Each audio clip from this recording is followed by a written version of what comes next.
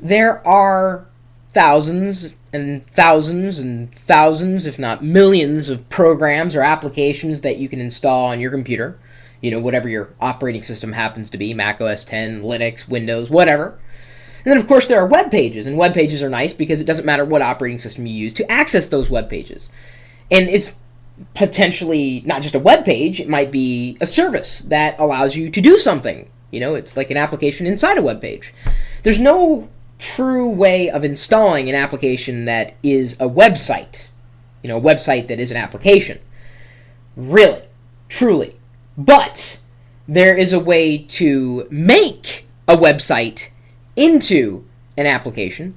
And today, the folks who bring you Firefox have just launched Prism 1.0. If you head over right now to prism.mozilla.com, you're going to be seeing this particular open source project bringing web applications to your desktop.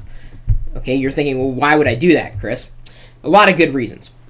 Say you want to always have a particular website open in the background, like Gmail, for instance.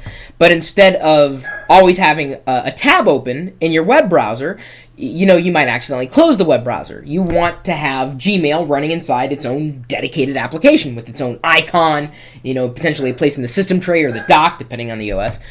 Can you hear Wicket in the background? He's been arguing with me about this for days, saying, well, no, websites are not applications, they're not services. Yes, they are!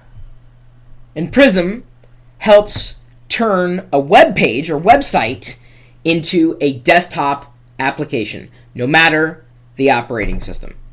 Try it. Prism.mozilla.com. And I've used Prism in the past. On Mac OS 10, there's a better alternative, however, known as Fluid. It's a free app. Fluid. Again, that's for Mac OS 10. We're going to talk here, however, about Prism, the fact that it does run on Windows or Mac OS 10. It's nice. You could essentially run Google Calendar, Gmail, Facebook, Flickr, any website as its own application. Like, it's got its own icon, its own space in the system tray, notifications. Why would you do that? Well, then you can launch it on startup. You know, you can launch your web browser and then go to a website on startup, but, you know, that's kind of a pain in the neck. You want to go right to that web page on startup. So when you launch Fluid, it asks you, well, what's your web application? This is Fluid right here. I'm sorry. Fluid's another app. I'll show that in a second. Prism is got this interface, and I'm going to try this again. Son of a bitch.